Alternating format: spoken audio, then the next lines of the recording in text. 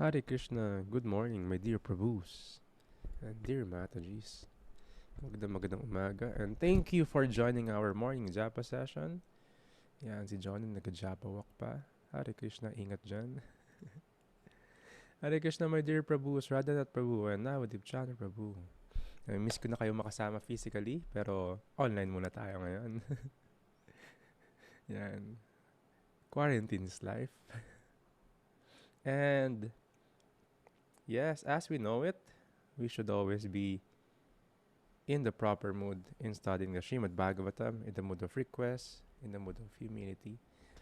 And habang nire-recover ko pa yung mga files sa aking nawawalang iCloud, let's recite the invocation mantras. So join me. Om Namo Bhagavate Vasudevaya. Om Namo Bhagavate Vasudevaya. Om Namo Bhagavate Vasudevaya. Narayanam Namaskritya Naram Chaiva Narotamam Devim Saraswatim Vyasam Tato Jayam Udirayet Nashta Prayashu Abhadreshu Nityam Bhagavati Sevaya Bhagavati Utamas Loke Bhaktir Bhavati Naistiki. Good morning, and good morning to our listeners sa ating Facebook Live. Ang nakaraan, after ni Bhishma Dev instructed King Yudhisthira, perfect timing was there.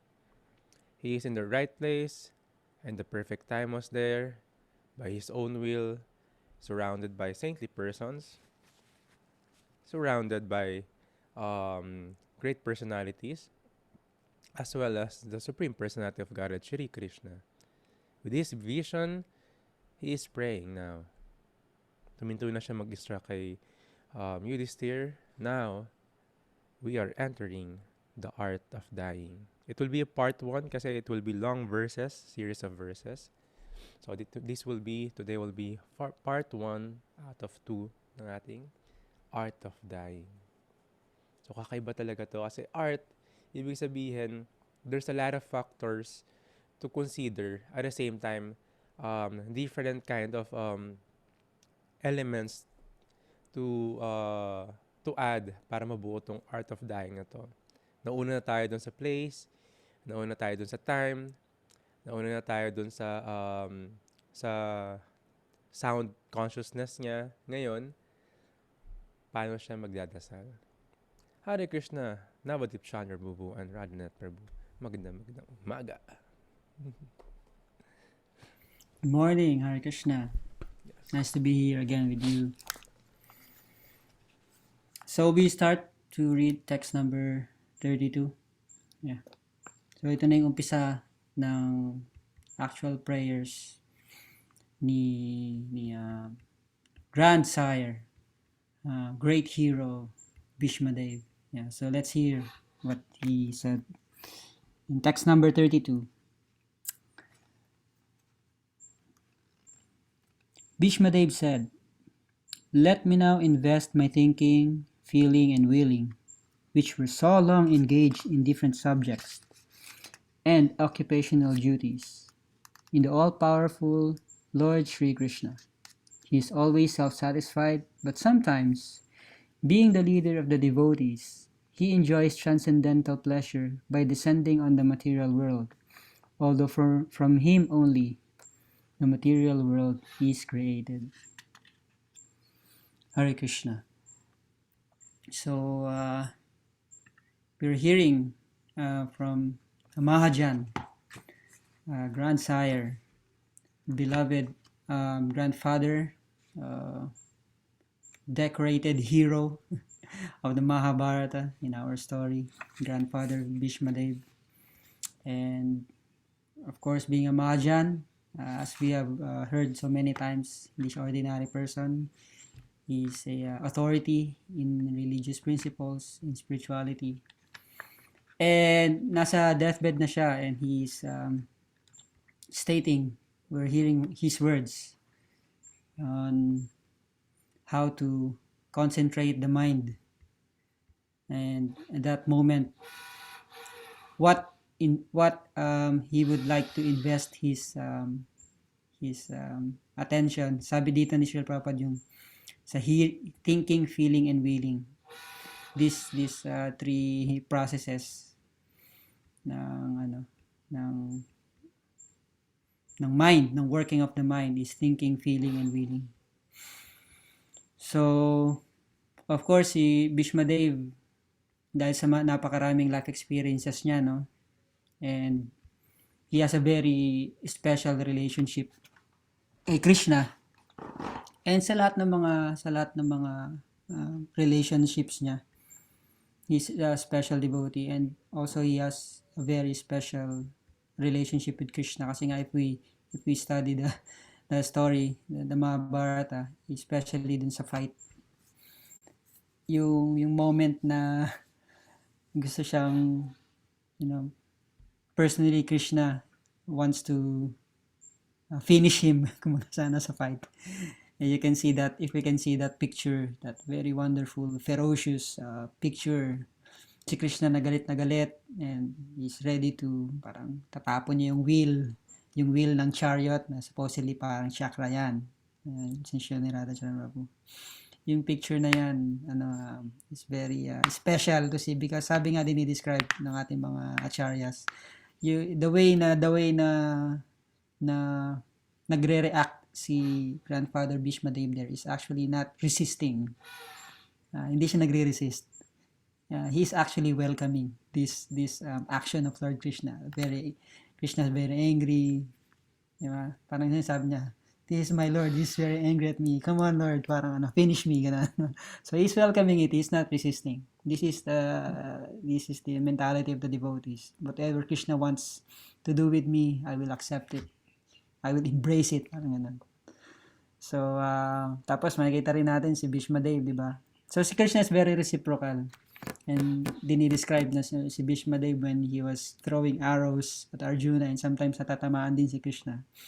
Yung mga arrows na na-experience na ni Lord Krishna is parang may magandang may nag-describe na sinasabi, parang yung mga love bites. So these are the kind of relationship that they're having. So Bhishma Dev has always been a devotee. He's always follower of the Vedic culture, the religious principles. It's just some by arrangement of Krishna that he sided in the Pandavas, and Bhishma Dev is only acting out of religion also, that whoever is seated on the throne, he have to reserve that. So, but he is always a devotee of Krishna. Pero yun nga, as described here, for so long, yung sinasabing thinking, feeling, and willing. Itong thinking, and feeling, and willing, meron din tayo niyan eh. Dinescribe ni Srila Prabhupada na the only difference that na pag naging devotee ka is that thinking, feeling, and willing, even non-devotees, they have it. Yung sabi, we just have to purify it. So parang ganun, this thinking, feeling, and willing. Kasi nga in the mind, it is described that the mind is actually para siyang interface. Meron tayong mga parang siya yung via medium, yung mind, whether mapunta tayo sa matter or spirit. So parang ganun. So this thinking, feeling, and willing, pwede siyang maging help sa atin spiritually, or pwede siyang mag-entangle sa atin more. So this tendency of thinking and feeling and willing, sabi siya na Prabhupada, have to be purified, and that can be purified by thinking about Krishna, and feeling the activities of the devotees, and then yung willingness to serve. So this thinking, feeling, and willing should be purified. So investment siya. May magandang inuna sa translation, the investment. So lahat tayo, any sane man, or especially if we can see in the business world, diba, it's all about investment.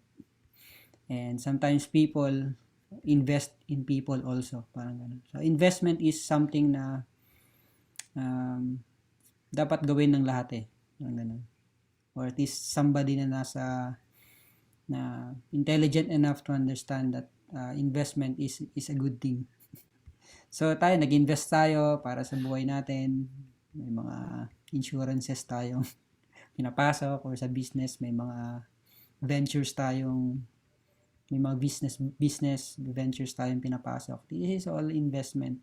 For what? For want of something na in return, 'di ba? Parang ganoon. And hindi ka naman mag-i-invest kung ayaw mo kung walang kapalit, 'di ba? Ganun lang naman ang natural nun eh, investment.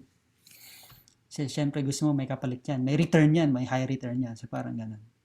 So similarly, the message is that we should try to invest as much as possible. If not most of the time, we should try to invest to this Krishna consciousness. It's not too early, it's not too late. We should invest in Krishna consciousness. Tapos, syempre, kung ano yung in-invest mo, yun yung makukuha mo, di ba?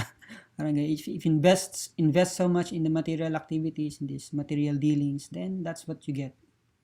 If you invest in Krishna consciousness, then that Krishna consciousness will certainly is certainly above the all other types of the investment. That's the ultimate investment one can have. So this investment in Krishna consciousness is very very important. And yun yung sinasabi ni Grandfather Bishmadev, kasi sa napakaraming taon, di ba, sobrang tanda na siya, ang dami niya nang inilaban ng mga battles, ang dami niya na pag-servan ng mga tao. Medyo na-distract yung kanyang thinking and feeling and willing dahil sa position niya kailangan niyang gawin. So, sabi niya, at least at the time of death, let me now invest that in thinking of my Supreme Lord Krishna. Parang ganun. So, sinasabi nga, may notes ako dito, may pinakinggan ako na lecture kanina. Tapos sinasabi nga na yung time to leave the body, ano na yan yun nga, that's the best time to concentrate on the Lord and in His holy names. Kasi sabi parang everything else hindi mo nagagawin para sa sarili mo eh. It's no more point. Kasi nga the very source of you can say happiness and pleasure is now is the source of pain. So yung bodily consideration is not there anymore. So there's no point of thinking of anything else and doing anything for yourself now. You should now concentrate on the Lord. So and then of course the Lord is so reciprocal, and then He will take care of His devotees. Just sabi parang time to leave the body, there's no more responsibilities eh. Tapos na siya eh, it's nothing to prove. Diba? The Grandfather Bishmadev, he has nothing to prove.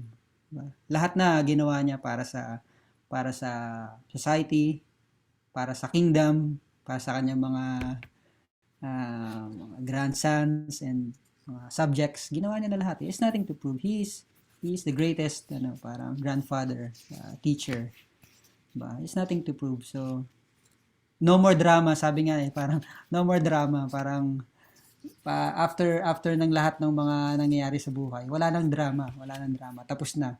Kasi minsan, pwede pa natin, pag nasa time of death, yun yung pinakamahirap, yun yung pinakadelikadong position yun, sinasabi na parang, isipin mo pa rin na may responsibility ka pa rin sa family members mo. Na baka hindi sila mabubuhay pag wala ako, or paano sila mabubuhay kapag nawala na ako. Alam mo yun, or I cannot live without them, parang ganun. So wala na daw yung mga ganong responsibilities at the time of death.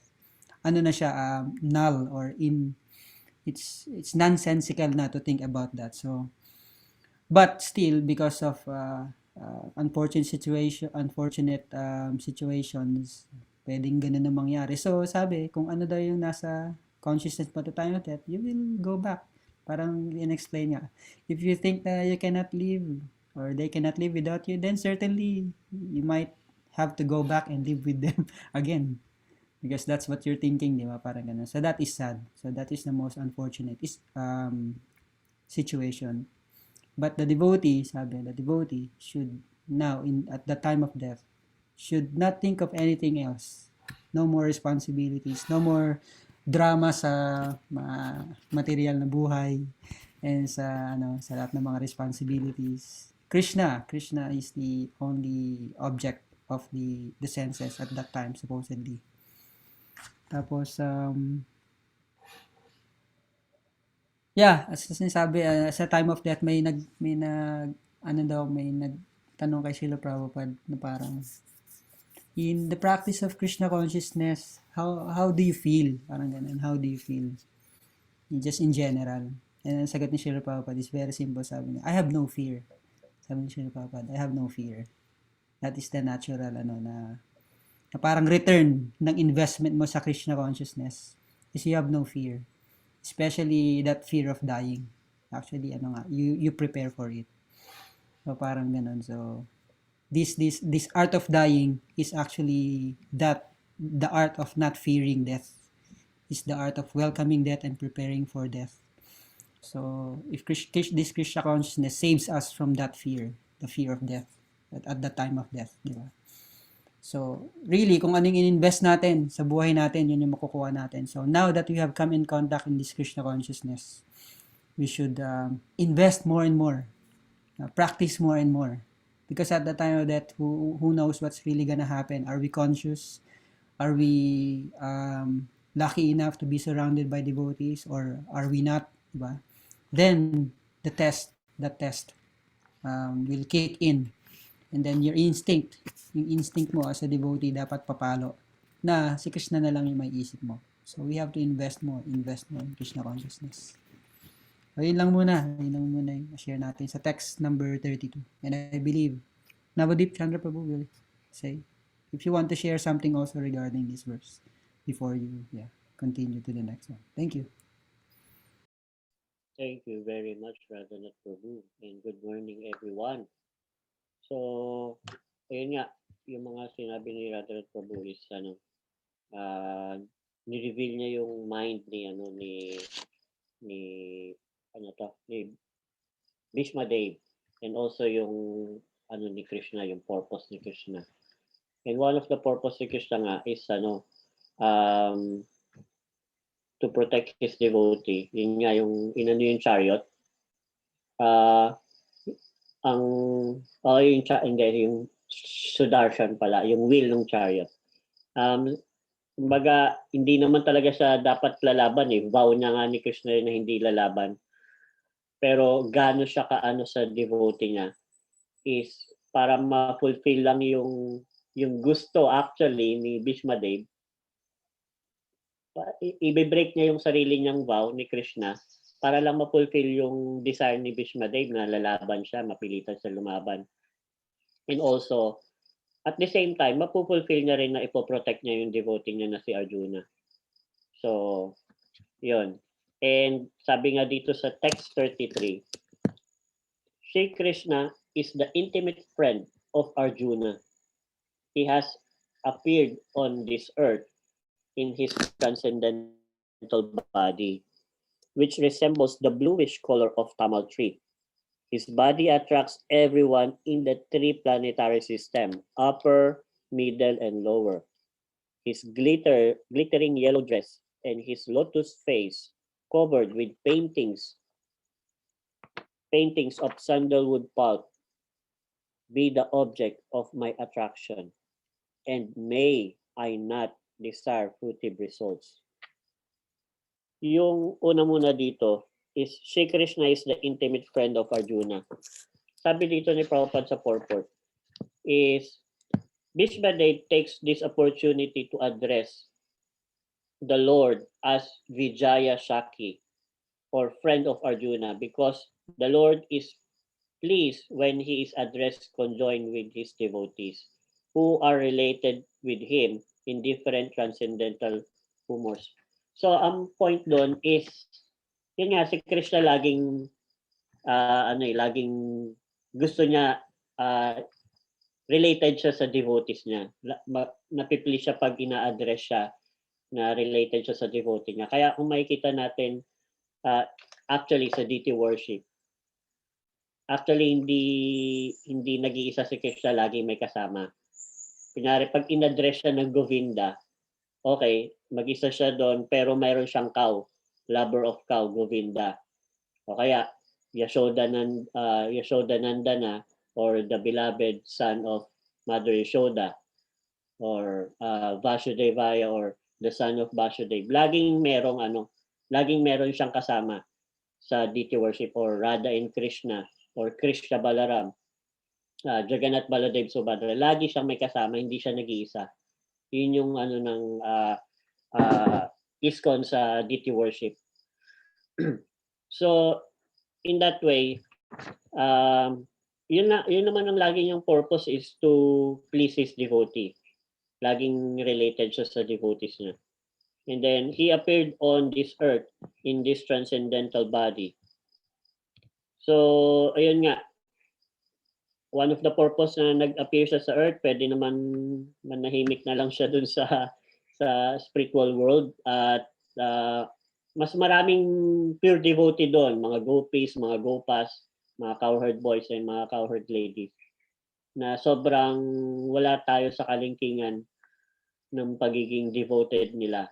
At malaki yung portion ng spiritual world, take note yung kumbaga yung material world, maliit lang na portion ng whole creation. Kumbaga sa isang nation, maliit lang yung portion ng jail. Etong earth is like a jail na ayaw nating sumunod sa patakaran ni Krishna doon sa spiritual world. Kaya andito tayo ngayon. So gusto nating sundin yung sarili natin. So we are parang andito sa prison ng material nature.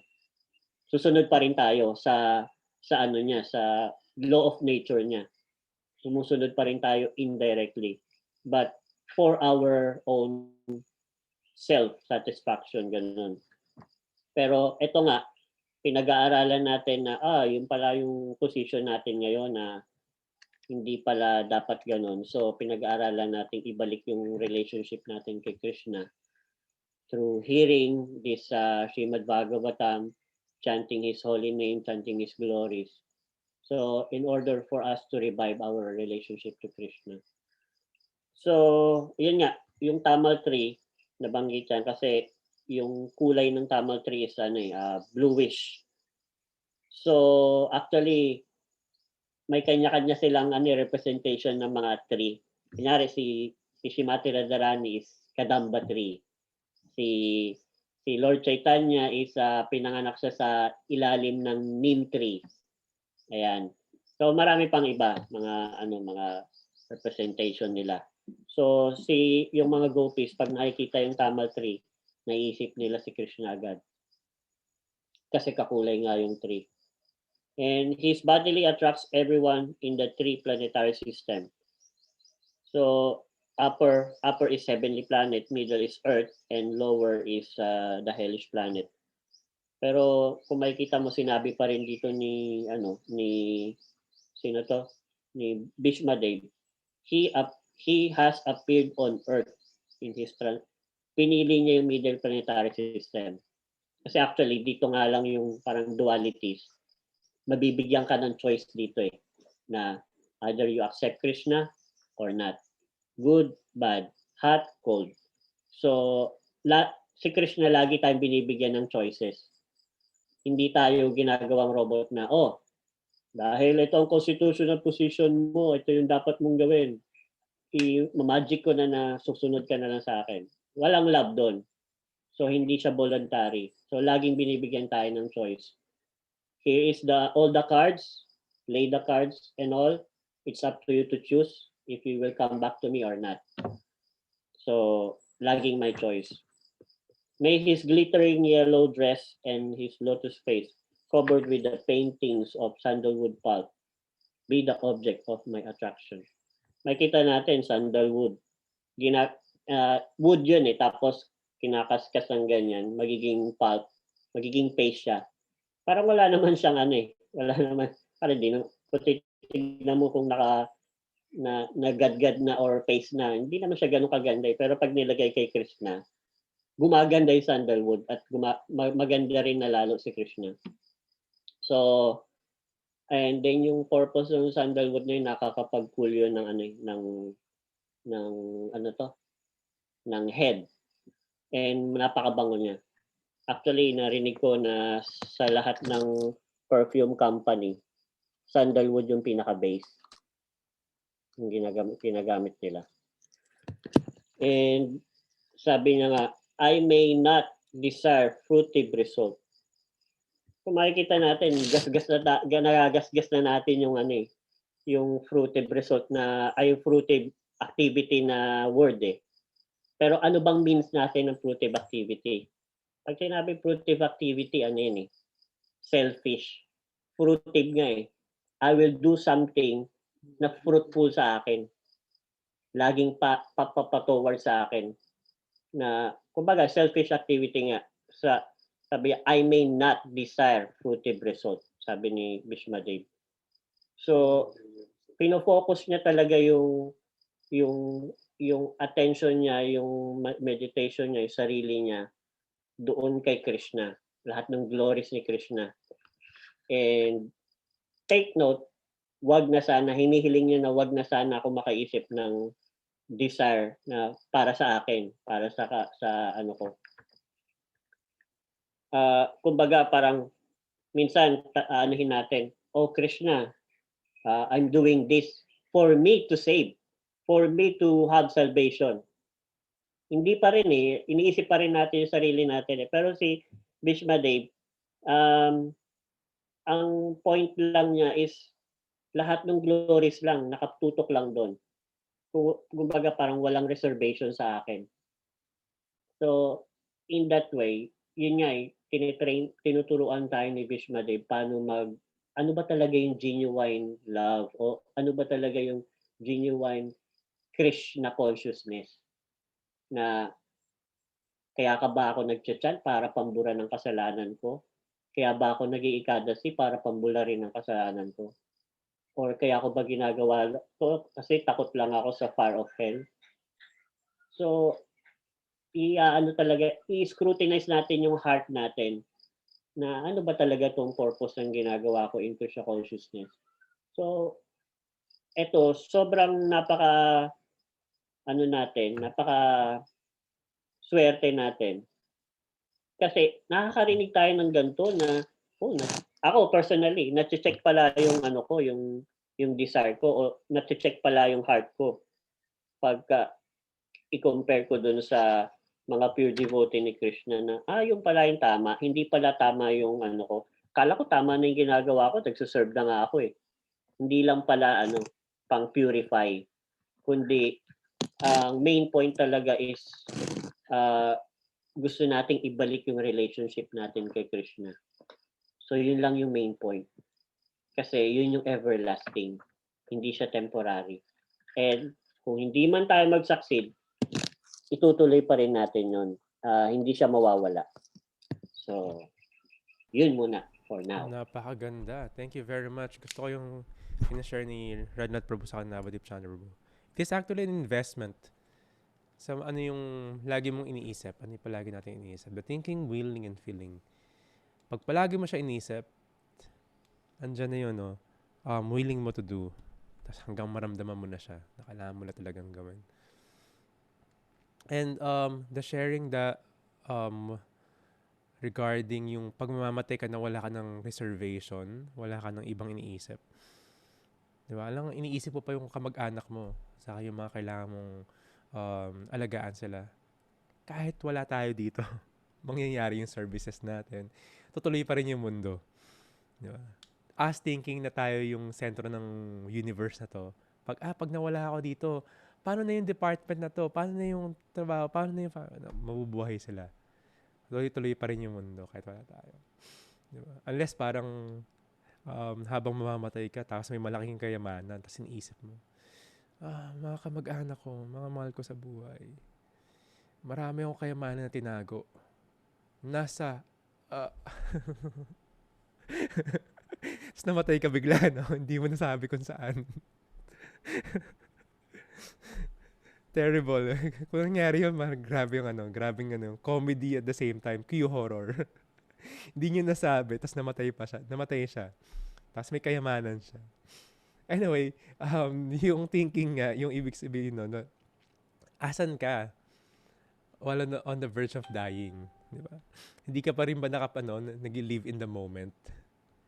Ando ka na sa moment mo na mag-die ka na. And si Bhishma Dev, sabi nga ni Navadip Chandra, tinuturuan tayo paano yung in the way kung paano mamamatay.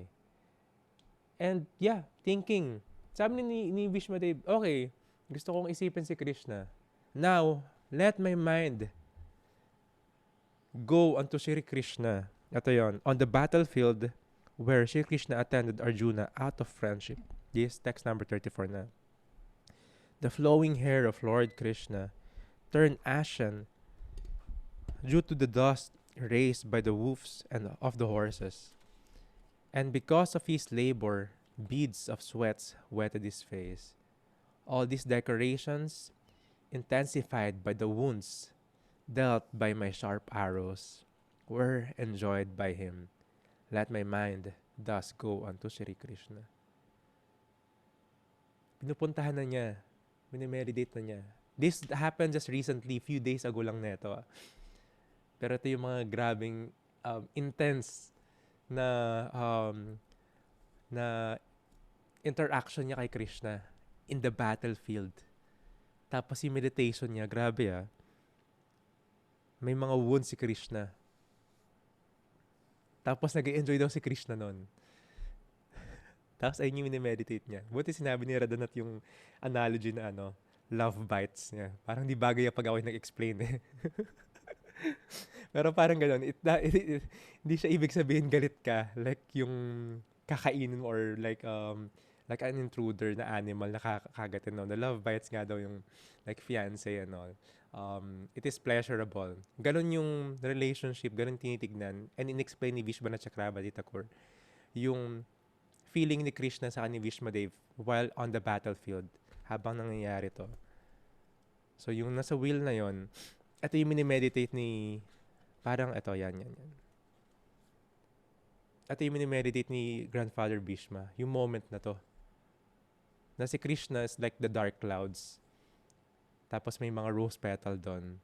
And yung mga wounds niya. And so pleasurable.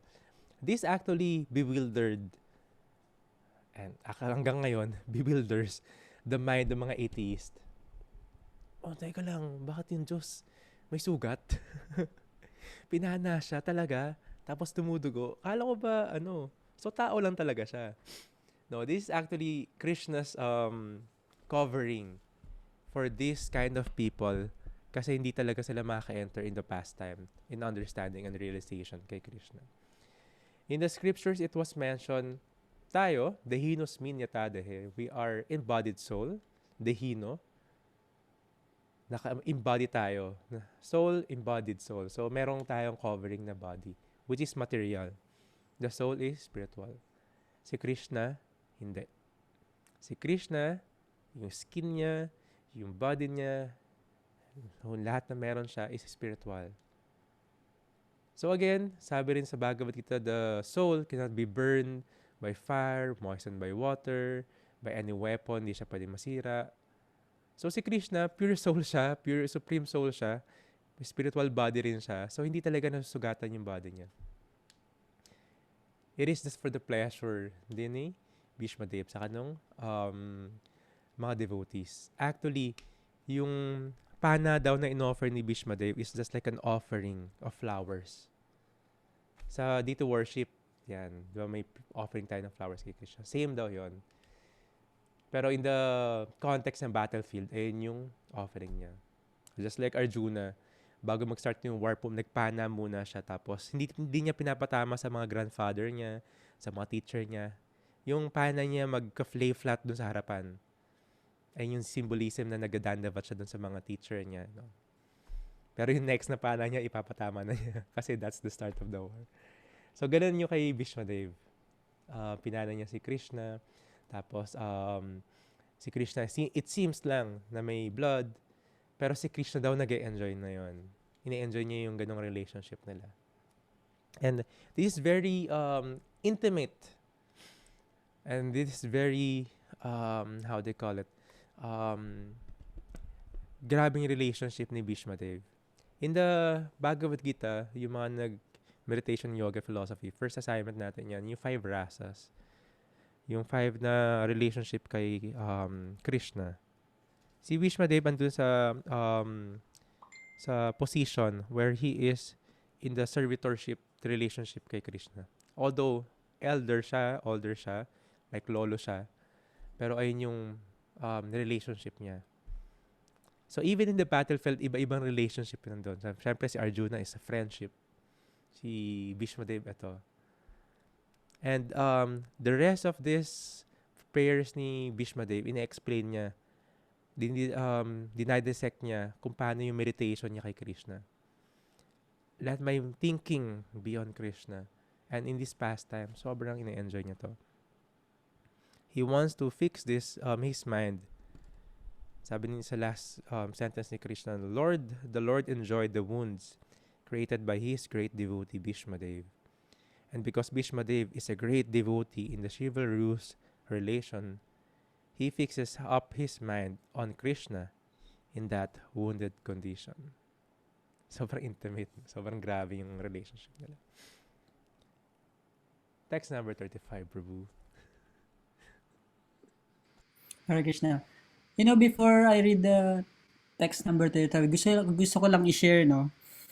Somehow, I don't know, it's just, Krishna is so kind sa na-experience ko this morning. Kasi, sa mga devotee community na alam natin na one of the saintly twins natin na nasa Mayapur, sa ating beloved Mayapur temple there. One of the saintly twins na si Pankajangri Prabhu.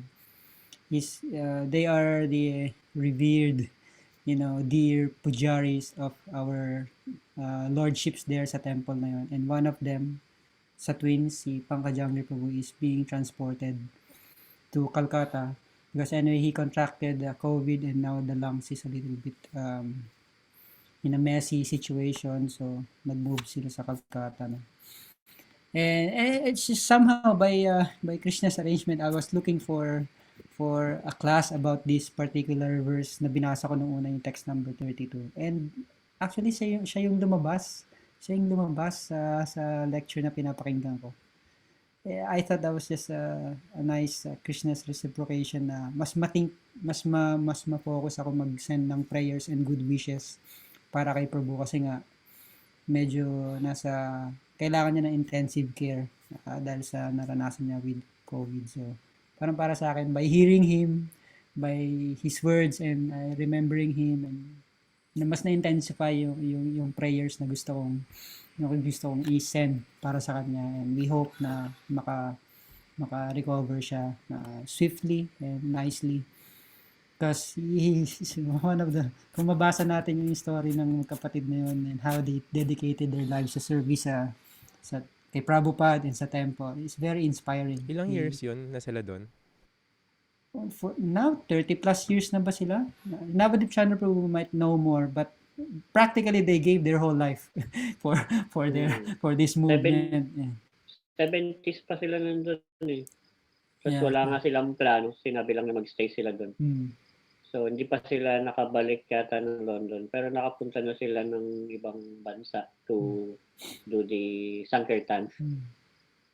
But yeah, but in all practicalities, parang buong buhay na nila, dinedicate na nila sa temple. So yeah, just very saintly, these saintly persons, they inspire us. And when they come to some troublesome situation, we think about them, we pray for them.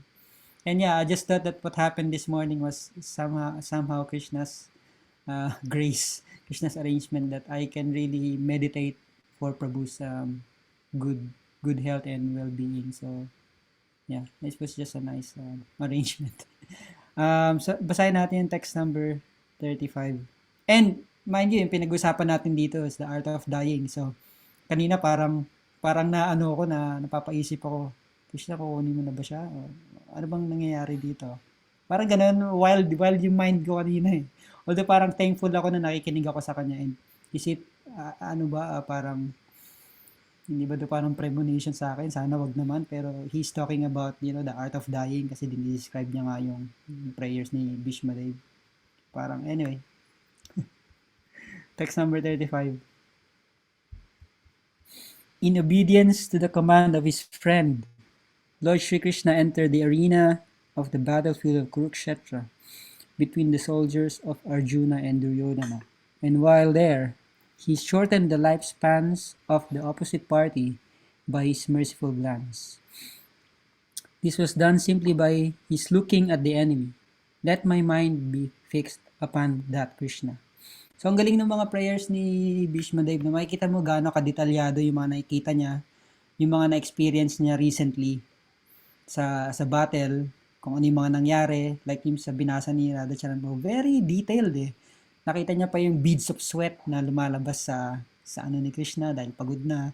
And yung buhok niya naging parang kulay ash na dahil sa mga alikabok, dahil sa pagtakbo ng mga kabayo. Ang galing. Talagang meron silang ano eh. Ang tinatawag doon, photographic memory. Photogenic memory. Photographic memory. Na lahat ng detail.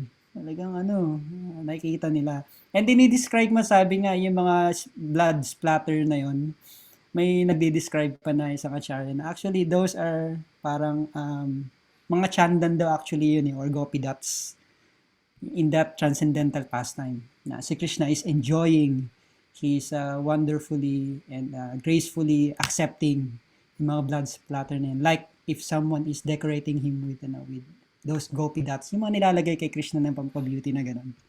Pampaganda ng mga ano. So, sinasabi na gano'n din. So, we can just see how Krishna is extending himself. Parang ready siya mag-break ng rule, like sinasabi nga ni Narabaj Chandra Prabhu kanina. Hindi naman dapat talaga sila laban, but to fulfill that desire of the devotee. Agwin niya yun kasi he's there to reciprocate to his devotees. That's one of his main purpose, ba't siya nandito. And sa main purport, binabanggit dito yung the Lord is never the order supplier for anyone. Diba, parang because he is the master, how can the master be a servant? Parang ganun. So since Krishna is always the master, he's not subjected to serve or to be following any orders from somebody.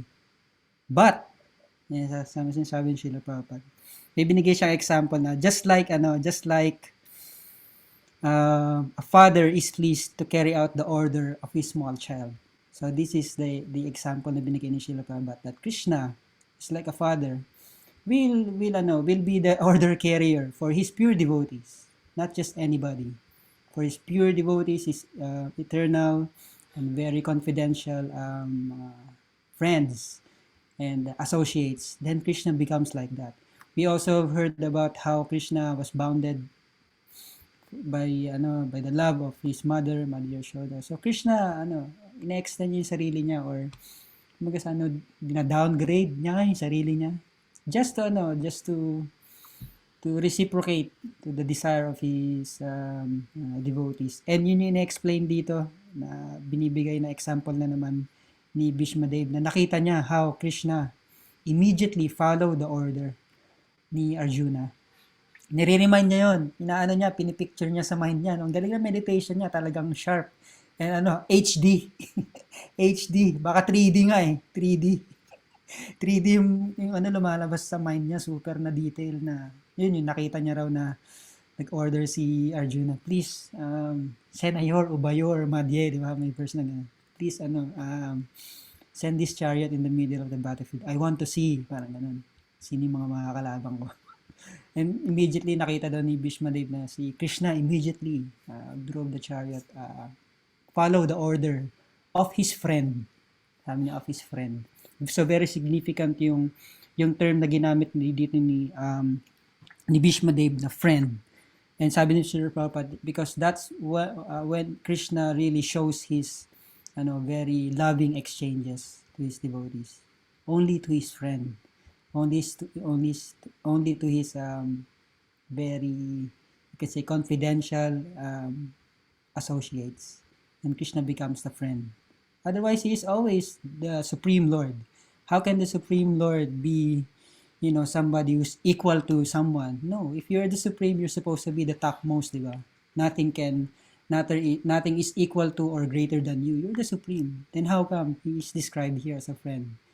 So like Radhachan Prabhu was nicely explaining, these are the mga bewildering factors to na actually meant for those atheists, the non-believers, the envious, that they think that Krishna is an ordinary person. But no, Krishna is always purely spiritual, transcendental, supreme person.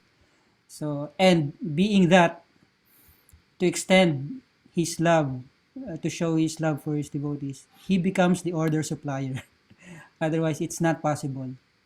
But he becomes like that for his pure devotees. So, ang ganda ng mga explain ni Srila Prabhupada sa purport niya. By executing the order of a devotee, the Lord becomes pleased. Diba? Ganun yun eh. Because Krishna is never forced to anything. Yung sabi nga, ano siya, he is the, parang pag may master, describe kanina ni Pankajangri Prabhu, in-explain niya lang how Krishna is not in any way parang forced na pumunta rito sa material world. Hindi raw ganun eh. Sabi niya, just like when the master goes, the servant always goes.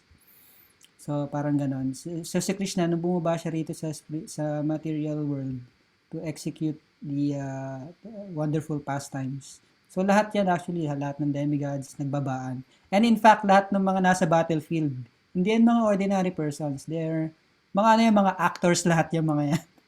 Kumaga sa dinirect na lahat ni Krishna yan.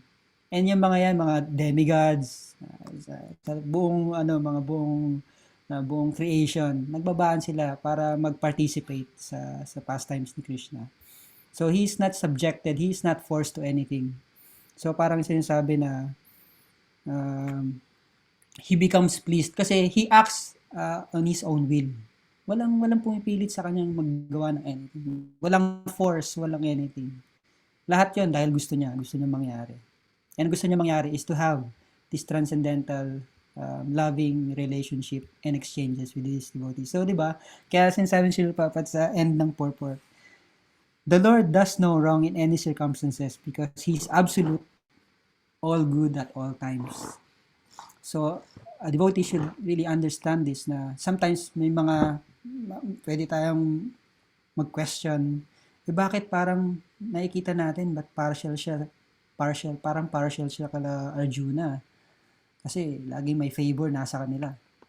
Tapos sa Kauravas parang, di ba, hindi siya masyadong pabor.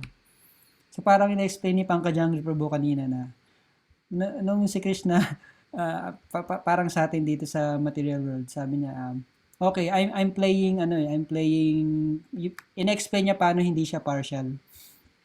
Parang given na yan eh, this material world is full of anxieties, full of miseries. There's only two forces here, the spiritual or material. So parang sinasabi ni Pankajangri pa po kanina. So, pumili ka kung saan energy ka mabibilang, di ba? Gusto mo ba dito sa material energy or spiritual energy? Yung sinasabi ni Nawadip kanina pa po. May choice ka dito eh. May choice ka sa material creation na to. Pero yun nga, pinapakita na hindi siya partial. Bakit? Just like daw yung isang leader ng society, hindi siya, nakikipag-deal pa rin siya sa mga taong nasa preso. Nakikipag-deal siya. Kailangan niya i-deal yan. It's his duty eh. Pero makikita mo, iba yung pag-deal niya sa mga taong sumusunod sa law or free. Yung mga free persons. Yung sumusunod sa law. You can see na parang, mas open siya, mas favorable siya. But it doesn't mean na partial siya. Why? Because yung mga nasa prisons, they chose to be in that situation. They yung tawag doon, sumuway sila sa batas. And yun yung kapupuntahan nila sa prison house. So, but the leader also deals with them, but in a different mellows, in a different parang mood. Diba? So, similarly, sabi ni Pankajangri Prabhu, we should always choose to be in Krishna's side, on the spiritual side. Kasi we might be lucky enough kung makita natin yung mga special features ni Krishna na gano'n na he is more sweet pagdating sa kanyang mga devotees. And itong example na binibigay ni Bhishma Dev dito na ini-envision niya, hindi na ini-envision, ibig sabihin, ini-imagine niya, nilalagay niya sa mind niya na yun. Krishna became that order supplier or parang naging subordinate sa kanyang dear friend na si Arjuna na when he asked to be drove in the middle of the battlefield, immediately sinunod ni Krishna yun. So let my mind be fixed upon that Krishna, di ba? Ang ganda ng mga didescribe yung kanina din sinabi that Krishna na yung mga blood splatters and that form. Galing eh. So talagang intense, very intense na yung yung inaano niya, hindi imagination, yung ano niya, yung memory niya. Talagang lumalabas na lahat ng mga ano, pagka HD, yung pagka high definition ng kanyang ano um, memories of Krishna. So, he's just a good example. How do Chandra Babu? Yan, ang galing. Let my mind be fixed upon that Krishna. Makikita natin sa text 33, ganun din eh. Sabi niya una, I may not desire fruitive result. Towards din sa kanya yun. Sa text 34, let my mind thus go unto Sri Krishna. Tapos yung pang 35, let my mind be fixed upon Krishna. So ito naman 36, tignan natin. When Arjuna was seemingly polluted by ignorance upon observing the soldiers and commanders before him on that battlefield, the Lord eradicate his ignorance by delivering transcendental knowledge. May his lotus feet always remain the object of my attraction. Ganun din. Kada tapos ng prayer niya, laging may ganun na kailangan ma-anchor doon, ma-ankla doon yung ano niya, yung focus niya. Kumbaga, katulad niyan, si Arjuna, seemingly polluted. Although alam niya nga actually yung Bhagavad Gita, pero seemingly polluted by ignorance na para mai-impart ni Krishna kay Arjuna yung ano. Kasi tayo ngayon representation ni Arjuna eh. Actually, tayo yung kinakausap eh. Si Arjuna, kumbaga, pwede natin sabihin liberated na siya. Friend nga siya ni Krishna eh. Ano na yan, devotee na yan. Pero kunyari, hindi niya rin alam. So nagtatanong siya in our behalf. Parang, yun nga, sabi ni ano, magda-downgrade. Mga actors sila, magda-downgrade. Kunyari, hindi alam, pero ano. So parang si Jonah, bumaba pa ng ano nila, ng unit nila para lang kumuha ng offering kay Krishna ng kalachuchi. Oh. Hindi ganun kadali yan. In the midst of pandemic, maghahanap ka ng kalachuchi. So, magaling. So, yun nga, makikita mo, yung battlefield na yan, is ano eh, nakaset na yan eh. Nakaset na. Inano na nga ni Duryodhan eh, pinakilala na lahat yung side dito, and then yung side ng Kauravas, side ng Pandavas. And then sobrang ano na yan, nakaset na, tapos nandoon na sila sa gitna lahat. Tapos biglang sasabihin ni Arjuna, Krishna, unang-una nga pala sa Bhagavad Gita, yun din ang appearance ni Krishna. Yun, and then ganito rin yung appearance dito sa Srimad Bhagavatam. Chariot driver siya. Nagsuserve siya, si Krishna. And then, sige Krishna, dali mo muna ako. Hindi, magsisimula na tayo. Hindi, dali mo muna ako sa gitna, tignan ko yung sino makalaban ngayon. Sige, yan ang ginusto mo. Di yan. Ayun, nabiwilder tuloy. Sabi ko mga kamag-anak ko yan, mga friends ko yan, mga teacher ko yan. Paano ko lalaban yan? So, yung sabi niya, yung gandibabo niya, hindi niya daw yan. Binitawan. Nagbaw siya na kung sinong magsasuggest na ibabatong gandibabo ko, papatayin ko. Pero siya binitawan niya. Di dapat patayin niya yung sarili niya. Pero hindi. Anyway, ang point dyan is, andirito na eh. Ready na silang lumaban. Boiling hot na yung mga blood ng mga Kshatriya na yan. Gigil na, lalaban na. Patay kung patay. Biglang may dalawang tao doon sa chariot na yon nasa gitna. Ang tagal, nagkwentuhan pa. Ano ba ginagawa doon yung dalawa sa gitna? Lalaban na nga tayo eh. So yun yung sinabi ni Arjuna, ay ni Krishna. The Lord eradicate by ignorance by delivering transcendental knowledge. Ayun na pala yung Bhagavad Gita. Sinasabi na. So anong importante doon sa Bhagavad Gita na yun? O anong importante doon sa pinag-uusapan nila? Bakit ngayon pa nagkwentuhan in the midst of magsisimula na yung battle? So andoon yung interest ng tao. Yung nasa battle na yon, tayo din, na kunyari maglalaban na nga si ito na naman, maglalaban si Mayweather tsaka si Pacquiao, sabay biglang hindi pa matutuloy dahil may na may pinag-uusapan pa. So, interesado ka do'n sa pinag-uusapan, which is yun yung transcendental knowledge. So, seemingly, in connection do'n merong isang sanyasi na, lumaki na yung tiyan niya dahil meron siyang sakit sa tiyan. Anyway, sa ospital siya. So, laging ang schedule is from 8:00 ng umaga hanggang 9:00 ng gabi, continuous may nagkikirtan doon. Kasi anytime pwede na siyang mag-pass away. And then, nung 9:00, it's his time to rest. Aalis na yung mga devotee. Pero, dahil, alam mo, konting galaw niya lang masakit. Pero, nakahiga siya, medyo inayos niya yung niya, tapos pinigilan niya yung mga devotee, wait, wag muna kayong alis.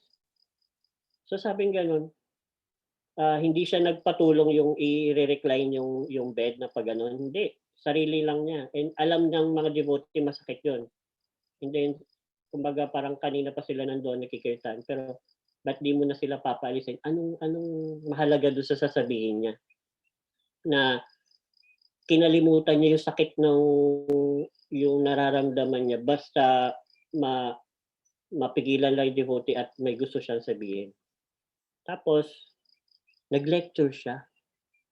At napakasimpleng lecture lang daw yung binigay. Sobrang simple lang. Pero tagus. Ang sinabi niya, we are not this body. Lagi natin naririnig yun kay Prabhupada, sa unang-una ng Bhagavad Gita, we are not this body. Gas-gas na sa atin yun.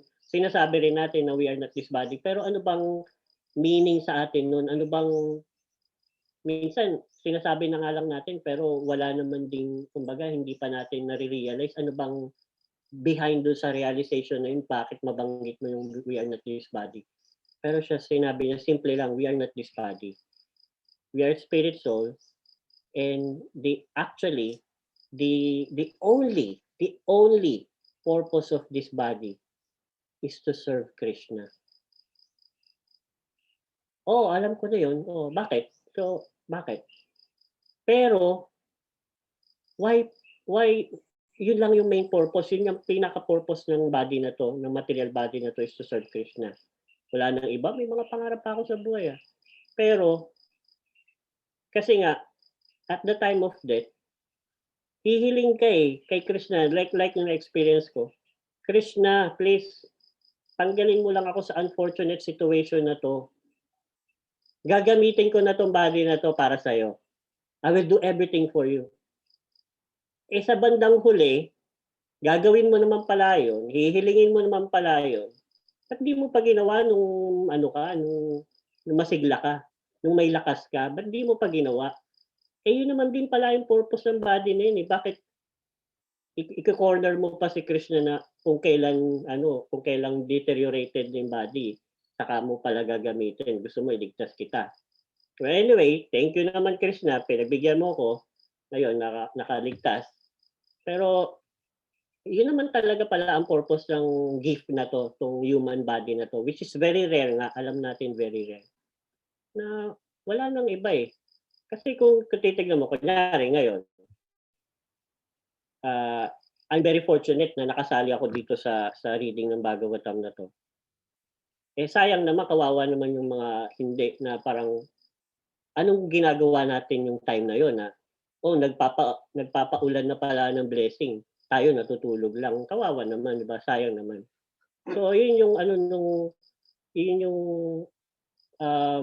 fortune ng mga practitioner na devotee na we're trying hard to make our time to be engaged or to be in the service of Krishna through hearing, through chanting, and serving, praying. So lahat para may purpose tong body na to. Otherwise, yung sinasabi ni Radhanath Prabhu, otherwise, either material energy ka pupunta, na masasayang yung human life, na acquiring ng sense gratification, na sinasabi ni Bhishma Dev na I'm not desire fruitive result, nasayang na lang dun na ano bang gusto natin? Kotse, magandang bahay, pamilya, whatever. And then what? And then what? Hindi na natin alam, di ba? Saan tayo dadalhin ng mga desire na yun? Next, life after next, alam naman natin hindi ganun kadali mabuhay dito sa mundo. So, yeah, we are not this body and we are spirit soul and we need to go back to Krishna by developing relationship to Krishna. So, yun muna sa ngayon. Thank you very much. Yes, napakaganda. Thank you very much. That is the first part ng Art of Dying. Tomorrow will be the continuation. And those who are listening sa ating Facebook Live, madaming pa tayong tuloy-tuloy na study ng Srimad Bhagavatam. And this is happening every day. Actually, 51st episode na natin in the study ng Srimad Bhagavatam. And habang tumatagal, paganda palagi. Now, may ibang perspective tayo regarding Bhagavad Gita, which is, kakaiba yun ah. Ito yung perspective ni Bhishma Dev. Nakakatuwa. Thank you very much, my dear Prabhus and dear Matajis. See you again tomorrow.